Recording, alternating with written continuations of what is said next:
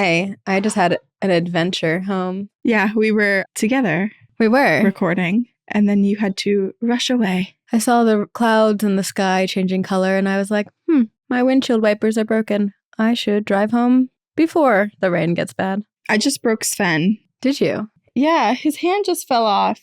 I think when I leaned back, I snapped it. It just fell to the floor. Can you reconnect it? Probably. I'm not trying now. I'm not going to bend over like that. Yeah, fair. Well, we can give him a little cast. Yeah. Make him feel better for his boo-boo. And we can sign it. How cute. Oh, we should. His bones are fragile. He's the most fragile member here at Two Girls, One Ghost. Yes. I mean, he has been broken apart, pulled apart, and then reassembled many a time. Stitched back together. This is Two Girls, One Ghost. Two Girls, One Ghost. And we are your ghostesses. That is Corinne. Hello. And I am Sabrina. And I've befriended another creature in the woods. What kind of creature? A trash creature. A raccoon. Oh.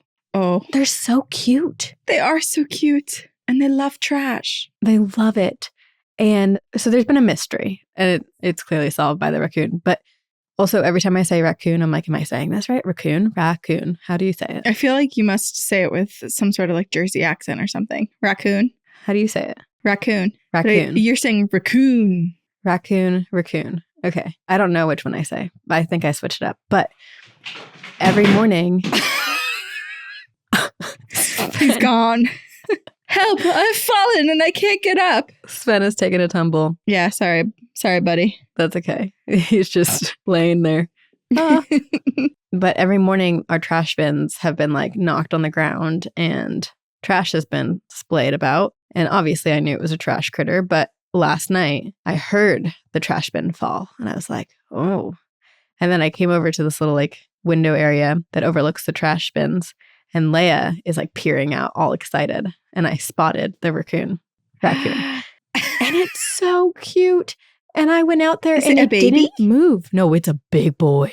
He's huge. Yeah. Like big. He knows what he's doing. Oh, yeah. He's been around town. But I went out there and I was like, I'm going to try to scare him away and close the trash. He just stood there. He stood his ground. And he looked at me. He's like, I dare you. They tend to.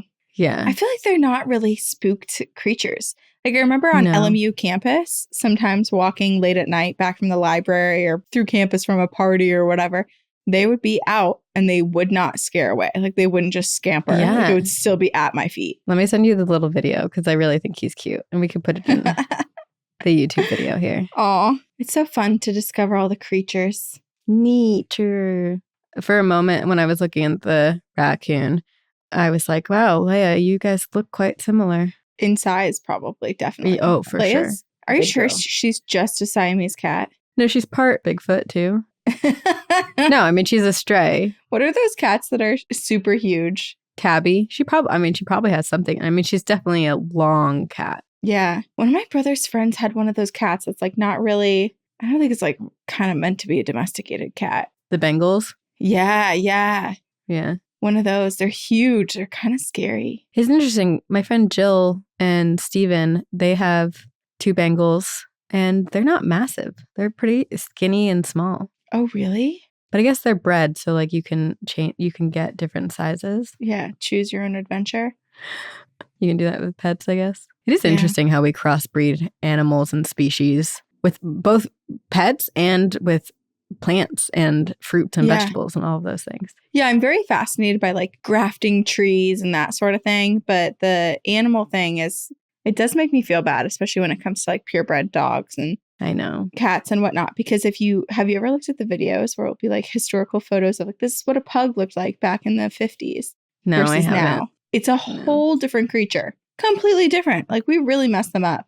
And then eventually we're going to be able to do that with humans where you can like hand pick like, I want my baby to have blue eyes and I think you red can hair. already kind of start to do that, right? But it's like the whole ethics of it. Like it hasn't really. Scientifically, I think we might be able to technically do that sometimes, right? I think. Well, then there's also CRISPR, which is this idea of changing DNA in people that already exist. Which technically already happens to you anyway. Yeah, doesn't your DNA kind of change when you have a baby? Yeah. And just like various diseases and whatnot can, like environmental factors that you're around. We do evolve. We do change a bit. We're not just completely who we are always. This stuff mentally, freaks me physically, genetically, all of the above. This is now a science podcast. Welcome. We're educated and intelligent. Barely. Yeah. This is the last episode I'm going to record here at the Airbnb in Marblehead. Oh, yeah. And then you're in your house. And then I'm moving in. I feel like we've been talking about you moving into your house. Like you're moving in 2 weeks for 30 weeks straight because we've pre-recorded so much because of my maternity leave. But you will be in very soon. Mm-hmm. And I'm excited to give you what I bought you. Is it what's been sitting on the dining room table? Yeah, that's wrapped. That you just walk past every time you're here. I keep looking at it. I know which one's Leia's gift. Yeah, because I showed you Leia's gift. Yeah. I got Leia some Polka Dog Bakery, the dog and cat treat store. So got her some chowder treats. Chowder. Because she's a little chowder head now. I did try clam chowder. You tried it? Yeah, it tastes like cream of anything soup. Yes, it's delicious. It's just creamy goodness. Look at you, a pescatarian now. I guess more than that because you've tried some other stuff too. You're in New England, so. Yeah, I'm open to trying. I'm going to try the meats and the seafoods. But I'll never order it, not on my own. I'm never going to be like, I'm craving a big juicy steak. Oh, that's all I've been craving for the past few months. Red meat. Aren't they rich with iron? That's good for you. I don't know. I'm getting hungry now. So perhaps we should distract me with some ghostly tales. Well, you're not really going to get any ghostly tales today. So turn off the podcast. No, I'm kidding. Give me some witchiness. I will. Okay. So this is a very witchy episode, and it's also a bit more informative if you are about that shit. Do you like information? Do you like learning? No, this was partially also selfish because I was very fascinated by this topic or topics. It's the topics of divination, specifically oracle and tarot cards.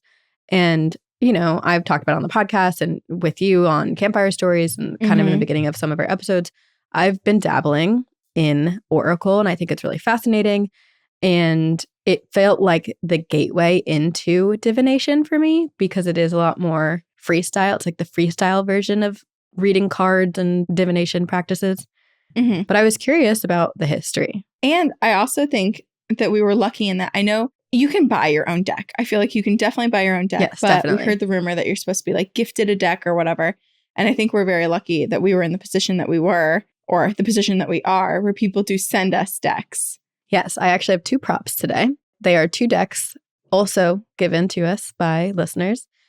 The Southern Oracle, which is one I've mentioned before. You actually have one on your bookshelf behind you, I noticed earlier today. It's a Southern Gothic Oracle deck, but I think different artwork. Oh, yes. Yeah, it has white flowers on it. I also have Claire Goodchild's The Antique Anatomy Tarot deck. So I have an Oracle deck and a Tarot deck, both on my bookshelf. And then I have Cat Tarot. Of course. Wait, was that sent to you? I feel like I recognize that. Yeah, it's so cute.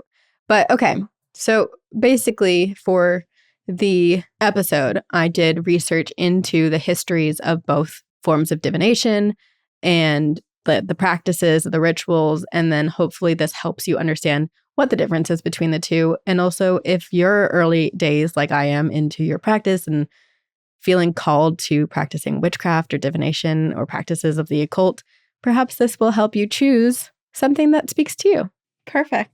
I'm excited because I don't really know the difference. And I feel like I interchangeably use them and I'm using them incorrectly. Yeah, they're very different. And also, I think the biggest impression that I had even before this episode was that tarot is a lot more complicated and it takes a lot more knowledge and studying and understanding and memorization almost, whereas oracle is more of a freestyle, go with intuition and imagery and association and feeling. Okay. An oracle is what we used when we were at the Lizzie Borden house last year.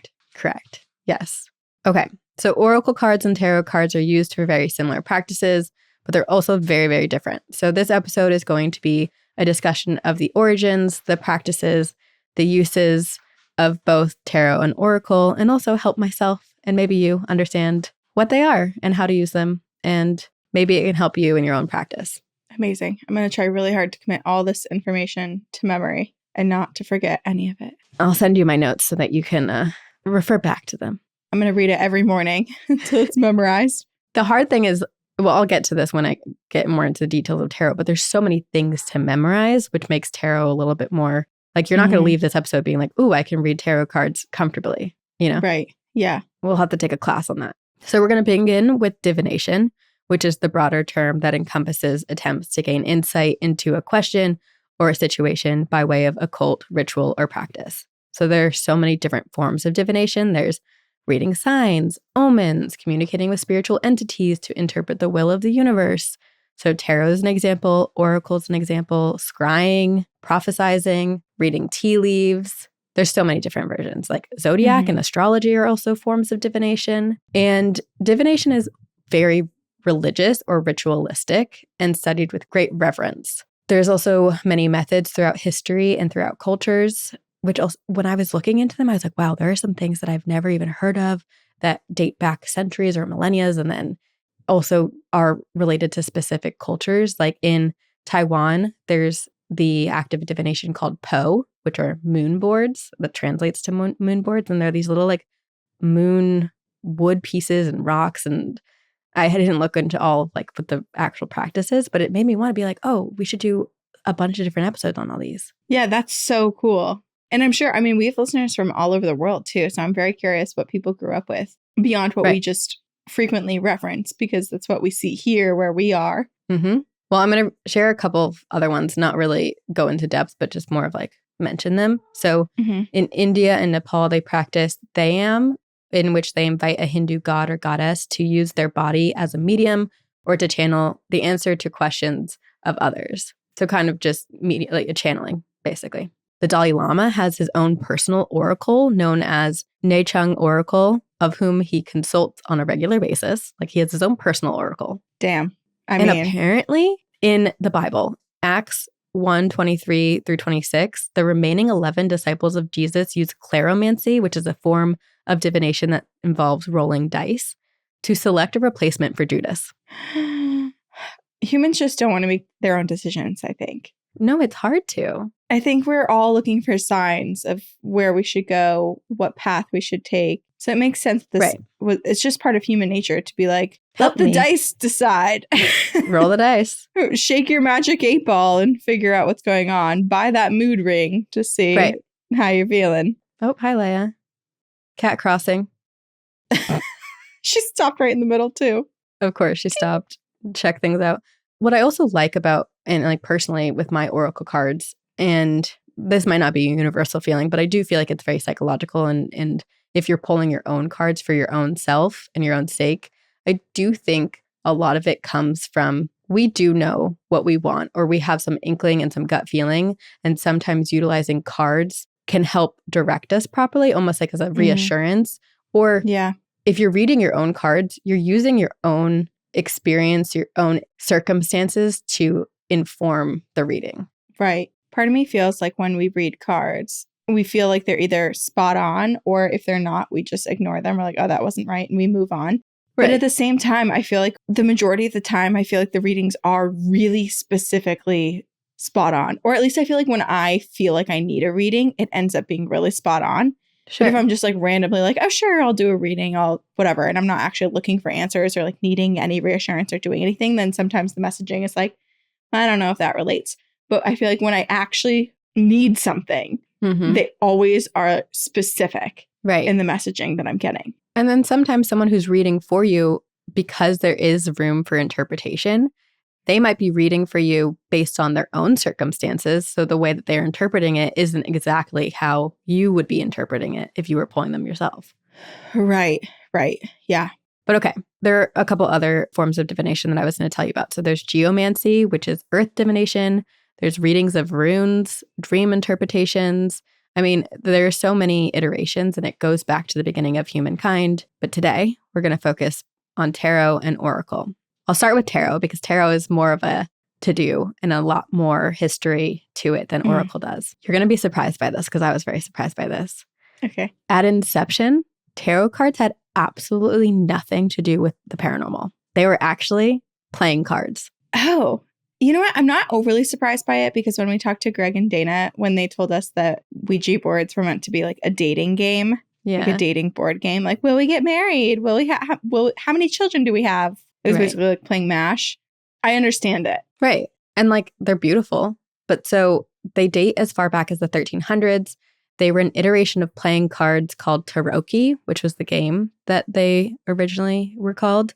And it was played in Italy, and then it evolved through Europe. Mm. But they weren't called tarot cards until the 1500s. The decks were exquisite. They were all hand-painted. So in order to own a deck of cards, you had to have a lot of wealth. So they were a symbol of wealth, and only the wealthy people owned decks of these cards, because unless you were an artist and you could paint your own. Right. I wouldn't want anyone playing with the cards if they were so...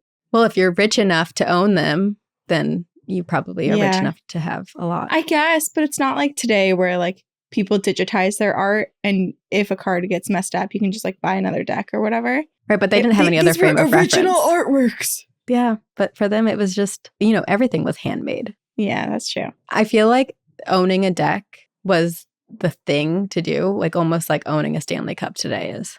Pregnant people trendy. unite. Drink your waters. There were a lot of variations of the game, and none of them were really written down. Like the rules weren't really written down. They were vaguely passed around until a complete description was written for a French variation in 1637.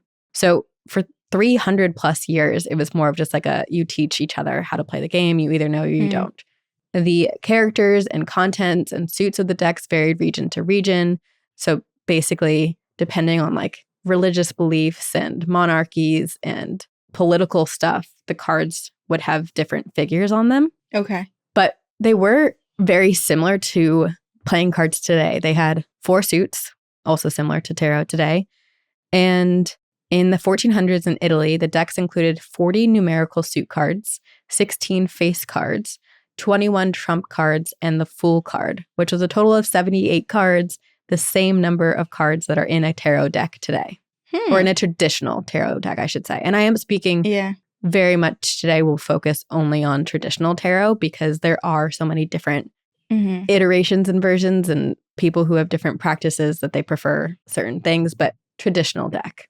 There are 3 original luxury decks that have survived from the mid-15th century, and they have been split up and they're now preserved or shown in various museums and private collections. But there's only 3 decks that seem to have lasted through time. Which is so wild.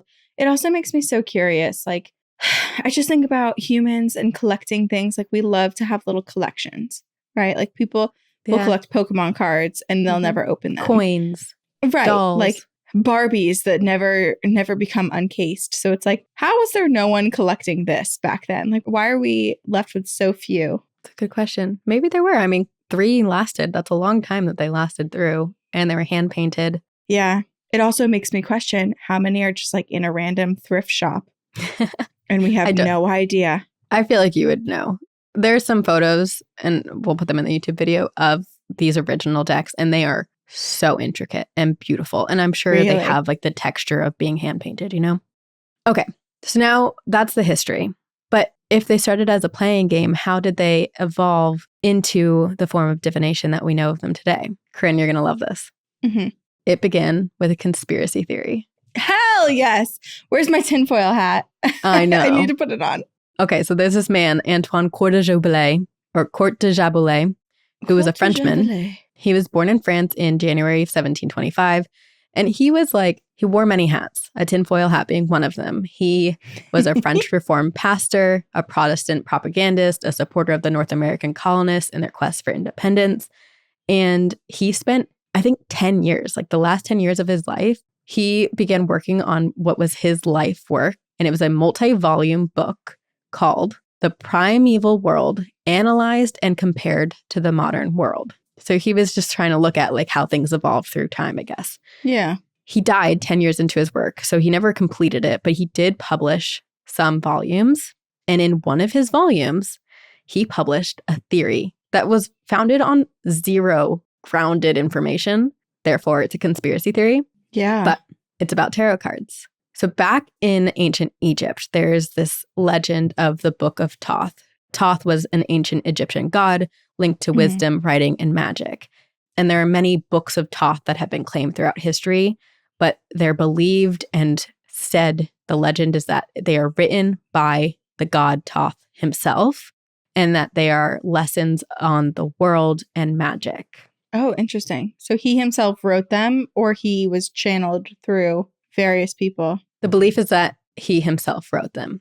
Dang. Antoine Coeur de Jaboulie, I don't know how to say it, believed that there were only a few entrusted carriers and protectors of the lost book of Thoth, and that these entrusted travelers were given the task of basically transporting and keeping alive the book of Thoth. So his conspiracy is that these travelers, in order to disguise the book of Thoth, they transformed them into these beautiful, intricate tarot cards that are now hold the mystery and hold the magic and secret to the world. So these messengers are stuck in the form of tarot cards? They are not. The book of Thoth is basically disguised in the cards, and that the god Thoth can communicate his messages and wisdom of the world through these cards. That is quite fascinating. You want to know what his proof was? What? Nothing. Hey, I don't need much proof to believe it, to be honest. But he did, basically he linked the 22 trump cards to the 22 letters of the Hebrew alphabet. And then there were prophetic people or practicing occultists of the time around the 1700s who did utilize imagery on cards. So it was like they weren't quite tarot cards, but they were cards with images, which actually is oracle cards. He basically had little evidence, but he was just like pulling at strings, trying to stretch it. And at the time, spiritualism at a rise, and people wanted to believe in magic and the ability to communicate with the other side and understand a greater meaning to the world. So people, despite the very little evidence, were like, oh my gosh, yes, 100% tarot cards, magic. And they ran with it. Yeah, it makes sense. I mean, that's kind of how most religion starts, right? It's one person saying, look at like the Book of Mormon too. It's one person saying that they discovered something or found something or that it has this sort of meaning, and everyone else looking for meaning, being like, exactly, yeah, I can get behind that. That makes sense. Exactly. So people got behind it. And there is a man who, prior to the publication of Antoine's like manifesto, basically, there was a man in Paris. His name was Jean-Baptiste Alliette, who went by Italia, who had actually developed a tarot card deck to utilize for the occult with themes that were related to the Book of Thoth, which seemed to back up Antoine's claims even further. So then after this, the use of tarot cards and divination became much more commonplace. And this man, Atelier, I'm saying it wrong, he wrote a book. He basically takes this concept and runs with it even more, and now is backing up his development of tarot cards, and writes a book stating that tarot was actually a book written by the Egyptian god Thoth and is the oldest book in the world. And that, yes, and this book is primarily responsible for the modern understanding of tarot. Like, he truly writes down the number of cards, the meanings of the cards. He invented the idea that if you pull a card and it's inverted, that it actually signifies a shift in meaning. And so a lot of Atelier's, I know I'm saying his name wrong. I'll say his Jean-Baptiste. There we go. A lot of his writings are still used today in our understanding of tarot. That's so interesting because it's like, it's his interpretation, which is influencing how we interpret things. Like, they're big words that he's using, right? Like, these are big messages. Yes. These are big changes in the shift of how tarot is used or thought of. Like, it's not just a deck to play cards. Okay, so it's translated a lot through history from Jean-Baptiste's original writings. And he believed the role of tarot cards were less for divination, but more for spiritual philosophy. So, you know, an understanding of the world, which is what the Book of interpreting Thoth. the world and yourself and your own feelings rather than looking into a crystal ball and seeing your future. Yeah. And then came the printing press, which meant access to tarot cards became much more readily available and more sought after in the divination process. It was not as rare to purchase them. Okay. So they weren't hand painted anymore. You could have an original set that's hand painted, but then the printing press allowed them to be mass produced. Way more affordable. So today, the standard tarot deck consists of 78 cards divided into two groups.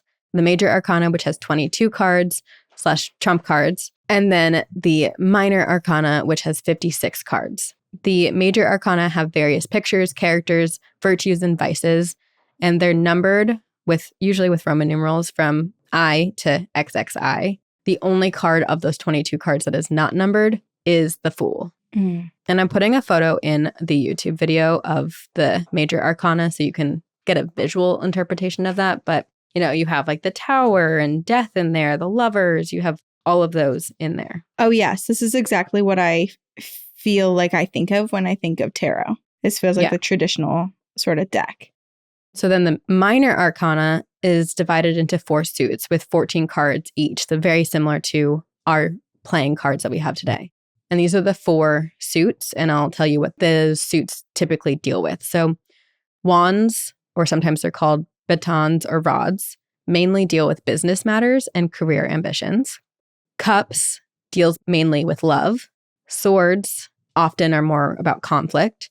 And then the pentacles, also sometimes called coins or discs, refer to money and material comfort.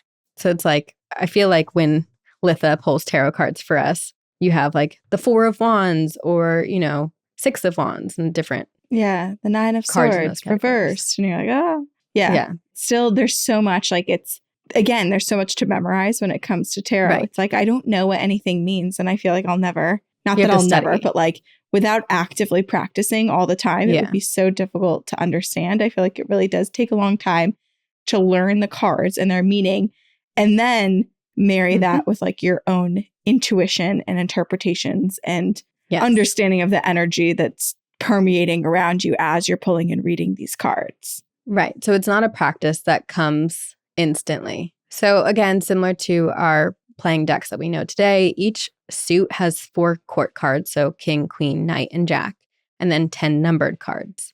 It's truly, like you were saying, a very elaborate practice that borders upon an art form. And it requires understanding of the cards, which comes with practice and study. And then it requires being able to interpret and use your intuition. And sometimes people pair tarot readings with other forms of divination, like mediumship and psychic capabilities, where they can use spirit to convey messages through the cards or ask spirit what cards specifically mean to the current situation. There's also different types of spreads, meaning like you could pull 3 cards, and one being past, present, future. You could do a 2-card spread. You could do a spread specifically about one situation, and the way that you pull the cards differs. So like if you pull one card, it might mean something as one individual card, but when you pull a different card with that card, the meaning completely changes. Right, as it's paired. And then God forbid one of those cards is reversed. And then like, the picture's upside down. It's a whole nother meaning. So you have to memorize so much. Right. So as you can tell, it could be a very complex practice, but it is very powerful. And despite originating as a playing game or card game, it has most definitely evolved into a magical tool for divination. And as we started in the beginning, Corinne, you brought up this like legend and rumor that we had learned about not buying your own tarot deck. Right. But that's actually false. You can. Okay, that's good. Yeah. There's no bad omen or bad luck that comes upon you for buying your own tarot deck. Actually, it's a very personal experience. And the imagery that is on tarot decks can speak to you. And if it speaks to you, then like, hell yeah, buy yourself your deck. I bought Claire's. I loved the imagery on it. Exactly. And today, that's the beauty of the availability of tarot cards is there's so many different artistic expressions of tarot, but there's always the uniform in terms of what the cards mean and how many of each suit there is. The cat tarot is one. Claire's tarot deck is another, but there are so many options and so many varieties. Many of them do come with these little guidebooks that can tell you about the cards and the meanings as a starting place. The app Labyrinthos is actually a really good place too to study and learn. There are some beautiful tarot decks that you can choose from. There are also some truly beautiful oracle decks. And if tarot feels a little overwhelming to you, let me direct you to Oracle, which is where I am. I feel like that's where I'm going to head as well. It just feels more digestible, especially if you're a beginner. Or like if you're not looking to ever master tarot. Right, exactly. But just to have something kind of fun to pull, more casually. Or if you want a stepping stone, if you want like a first step before you fully dive into tarot, Oracle's a good place to start. Yeah, build your comfort levels. Okay, so oracle means many different things. In ancient Greece, oracle was placed upon a temple or a high priestess or priest with whom one could consult to receive prophetic messages. So oracle in general was always a term about receiving message from something or someone about your life and your future. Oracle was a method of connecting to the divine and seeking messages that would help guide a person in their daily life. But the cards themselves that we understand today are much more new age and modern than tarot cards are, and are said to have originated in Western Europe in the early 19th century. But again, there's also, without being called oracle cards, there were some psychics in history who utilized imagery to convey and understand messages, but they weren't called oracle cards back then. Yeah. Okay. The first in history, like documented version and iteration of oracle cards were called Lenormand cards after this amazing woman. This woman, Marie Anne Lenormand, Madame Lenormand, was one of the most celebrated psychics of her time. Dang, and girl. we have a photo of her. Yeah. And upon her death, all of her prized possessions and, occult practice items, objects, were collected and studied. And among them was a deck of cards that she had custom made that she would utilize in her readings to contact the other side. She made her own. She channeled so much into that deck. Yeah. And actually, when I was reading a lot about Oracle, all of these websites were like, how to make your own Oracle cards. And there was like suggestions of like, you start with the meaning. And then when you're dissecting a meaning, you think of what images come to your mind. And then you put that on the card. That's very fascinating. That makes me want to do that. Like meditate and do an Oracle drawing. And then I would never use the cards. They're just like stick because figures. I'd be too attached to them. It reminds me of like a school project where you had to draw and write a children's book. If there are any art teachers out there, you should do that as a project with your art class. Fun. That's how you get a bunch of decks. That's amazing. Yeah. I want to go back to school and have an art teacher like that. We could do that for like a Patreon, a fun little hang where we all make one Oracle card. And one card. Just one card. They all have our own meanings, but we write down the meanings and we make a deck with all of them. That'd be so cool. Because it's less of an undertaking if everyone just does one.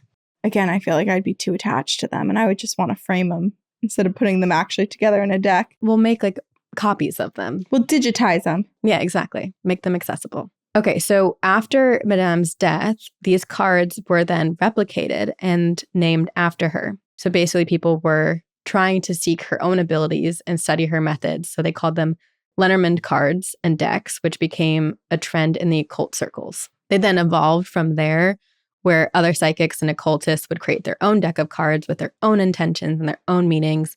And Oracle was so deeply personal, an expression of self, creativity, and of spirit, that now they're called Oracle cards. Oracle cards vary. So there, how with tarot cards, there's the 78 cards. There's a structure to it, whereas Oracle cards, no structure. We are freeballing. Free for all. Free for all. The number of cards vary per deck. The meanings vary per deck. There's like one Oracle deck that has 10 cards, and there could be another one that has as many as like 100.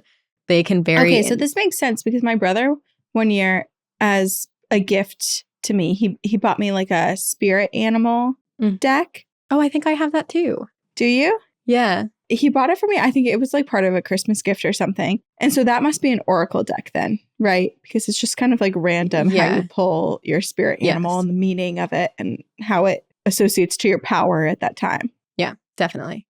And they can also vary in shape, form, and pattern and theme. So this one I have is the Southern Gothic Oracle.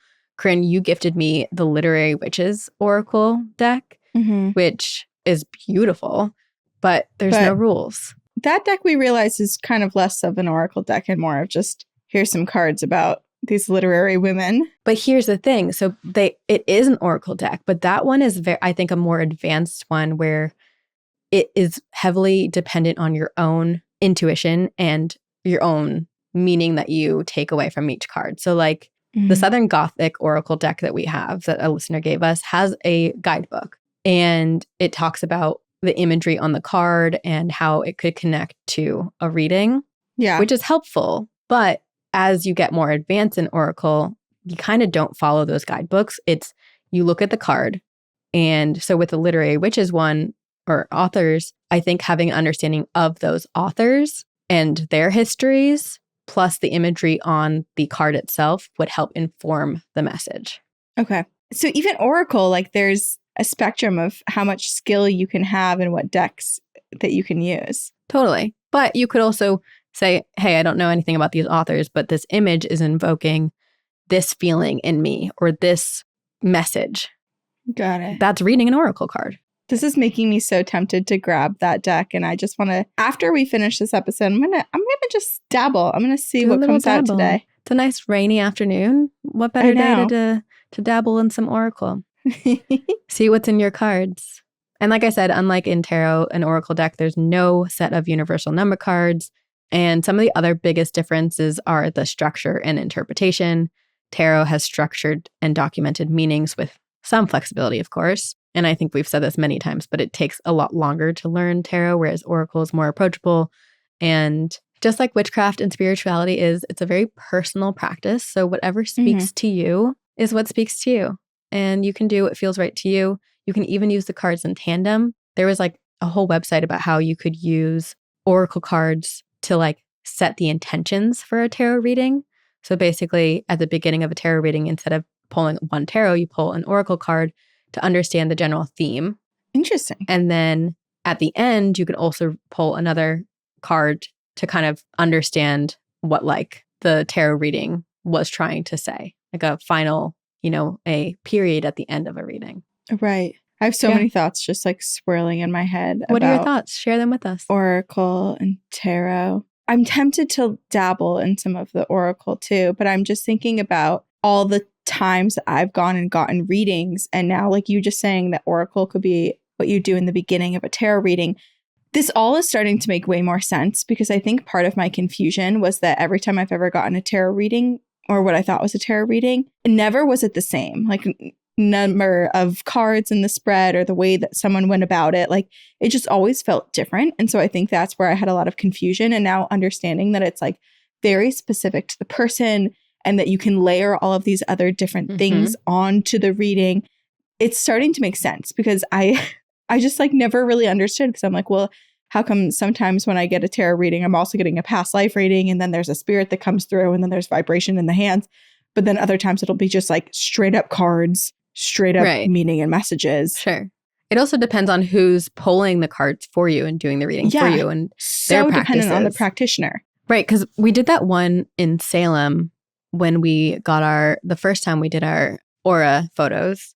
And she, I'm pretty sure, was using Oracle cards. And I had no idea. I was confused because I had never seen Oracle cards, I don't think. Not in that practice, at least. Yeah. I think anytime I had done readings, it was with tarot cards. And so I was like, what cards are these? Like, are these made up? But it's personal. So like when I do a reading, if I do a reading for someone else, I should use Oracle cards that I really know and understand and have spent time kind of interpreting meaning from.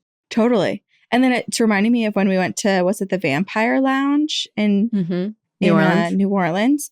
And we all, well, the majority of us went up and got readings from this one woman. But our friend Lexi had both the traditional like tarot reading and the tea leaf reading. And that was kind of like stacked and informing each other. Yeah. There's no rules. Ooh. There are I kind of have chills. Rules. Like this is just so much more intricate and beautiful than I already viewed it to be. Yeah. It's magical. It really is. Like I should be more impressed with anyone who can do these readings. Totally. Well, I think it also speaks so highly to the power of our own minds. Yes, these are tools that are connecting us to the other side, but we're relying very, very heavily on our own intuition and our own gut instinct in order to do so. But we're just, we're kind of, it's almost like a crutch to qualify and quantify and verify our intuitions. It almost feels like a more like awake version of meditation in a way, if you're doing it for yourself. I agree. I don't know. This is all interesting. But I do have an email that is related to this. Okay. And I think because I was more confused about Oracle than I was about tarot, I pulled an email that is about Oracle cards. This is called My Spookiest Ghost Story. Hello, beautiful ladies. I just wanted to start out by saying I absolutely love your podcast. I love listening to it at work, and it makes the days go by so much faster. I started listening about 2 months ago, and I am working my way through to the present from the very first episode. Oh my gosh. You guys are adorable and super funny. So anyway, to my story. My name is Julia, and I've had many paranormal experiences starting when I was around 8 years old. Although I do think that I'm somewhat lucky, considering most of the experiences have been good or neutral and a little bit scary, but nothing bad ended up happening. These experiences range from a ghost comforting me when I was a sad kid to getting visits from pagan gods in my dreams to even predicting the future once or twice with Holy my shit. tarot cards and a lot of other things too. What? That's a lot. You're clearly A witch. super connected. Yeah. However, I want to tell you about my scariest experience. And I apologize in advance because there is a little bit of a backstory that I need to explain before getting into the spooky We love details. a backstory. Yeah, we need Tell context. us your whole life story. How long do we have? We'll therapize you. Or become therapized in the process. Oh, we have learned a lot. I've grown a lot because of all of you. So I grew up Roman Catholic, but when I was around 23, I left the faith. But because I've had so many experiences growing up, I knew spirits and the afterlife did exist. I just didn't know what religion was right. So I did some exploring into the occult and I started practicing witchcraft and tarot, which I still do to this day. And I fell in love with tarot, and I do believe I have a special affinity for it. But I would not go as far as to call myself psychic because I really can't control it.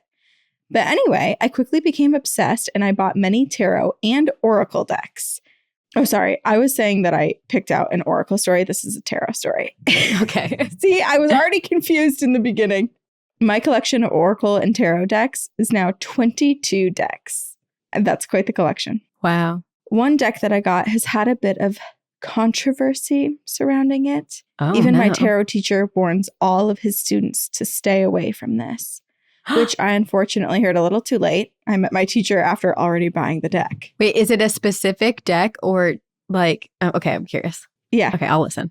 This deck is called the Occult Tarot Deck. It is very powerful. It was created by connecting to the Ars Goetia. I'm looking I this definitely up. said that wrong. Goetia, which are the 72 demons detailed in the Lesser Key of Solomon. So this deck can be used like a normal tarot deck, or it can be used to summon these 72 demons, which I've never done, by the way. This deck is very powerful. It's very spooky, and I bought it on Amazon. Yeah, you can buy it on Amazon for $19.36. Wow. Ooh, why am I tempted? You know what it gives me? It gives me vibes of that one place that we walked into in Salem. Oh, yeah. I hated that place. Immediate pressure on the top of our heads, and we were just like, we gotta go. That's the energy I'm getting from this. My teacher also has this deck, but he hates even touching it because whenever he does, a lot of paranormal activity starts up for him. So a couple days before I received the deck, but after I purchased it, I had a dream that I'm convinced was not just a dream. It started out as a super vivid dream, so vivid to the point that I can feel what is happening to me in this dream. In this dream, I woke up in my parents' house, and by the way, this seems significant because when I was visited by other spirits in my dreams, they also take place in my childhood home. And I had a fresh tattoo circling my stomach like a hula hoop. And it was so fresh that I could feel the swollen skin from the tattoo. So I head downstairs, and in my parents' living room is a tattoo shop set up. And there are about 3 people in there. One spoke up and said I owed them $1 million for this tattoo. Excuse me? I hear this. I start freaking out because I can't afford that. So I'm mid freak out. I'm trying to figure out how to pay them. And then something clicked and I realized I'm dreaming. And this is the stupidest thing. I told them I knew I was dreaming and that this was all fake. They immediately said, "This is real." And I said, a little smug, "No, I know this is a dream because of this and this and this."